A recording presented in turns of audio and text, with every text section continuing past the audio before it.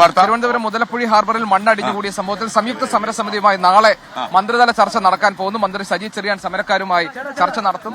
അതിനിടെ harbour assistant executive എഞ്ചിനീയറുടെ കാര്യാലയത്തിലേക്ക് CITU നടത്തിയ മാർച്ചിൽ പ്രവർത്തകർ സജി ചെറിയാനെതിരെ മുദ്രാവാക്യം വിളിച്ചു. എക്സിക്യൂട്ടീവ് എഞ്ചിനീയറുടെ ഓഫീസ് INTUC പ്രവർത്തകർ താഴിട്ട് പൂട്ടിയ ശേഷം റീത്ത് വെച്ചു.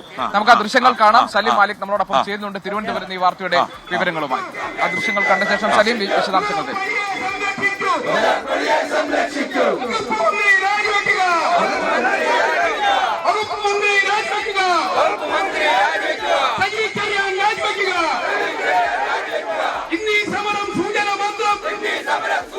സലീം മാലിക് ഉണ്ട് വിവരങ്ങൾ നൽകാൻ. സലീം, മന്ത്രിതല ചർച്ച നാളെ സമരസമിതിയുമായി നടക്കാൻ പോകുന്നു. അതിനിടെ കടുത്ത പ്രതിഷേധം ഉണ്ടാകുന്നു. സലീം, എന്താണ് വിശദാംശങ്ങൾ? സലീം.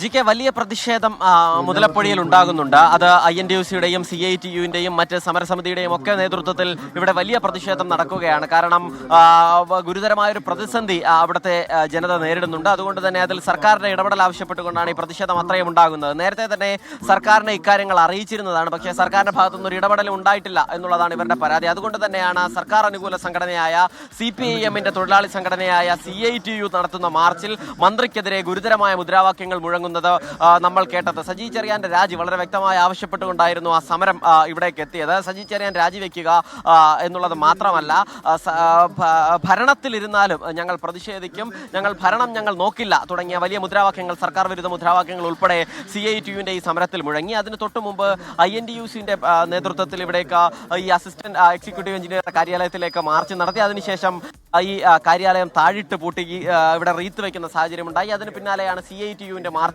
ഇവിടേക്ക് എത്തുന്നത്. അതിനിടയിലാണ് നാളെ മന്ത്രിതല ചർച്ച ഉണ്ടാകുന്നു എന്നുള്ള വിവരം കൂടി പുറത്തു വരുന്നത്. മന്ത്രി ഇന്ന് ചെങ്ങന്നൂരിലാണ്. നാളെ തിരുവനന്തപുരത്ത് എത്തിയ ശേഷം മന്ത്രിതല ചർച്ച, സംയുക്ത സമരസമിതിയുമായി മന്ത്രിതല ചർച്ച ആകും എന്നുള്ളതാണ്. അതിനുശേഷം ഏത് നിലയിലൊരു പ്രതിസന്ധി പരിഹാരമാണ് ഇവിടേക്ക് ഉണ്ടാവുക എന്നുള്ളതിലൊരു സംശയമുണ്ട്. കാരണം ഇവരുടെ ആവശ്യം വളരെ വേഗത്തിൽ ഇവർക്ക് തൊഴിൽ ചെയ്യാനുള്ള സാഹചര്യം ഒരുക്കുക എന്നുള്ളതാണ്.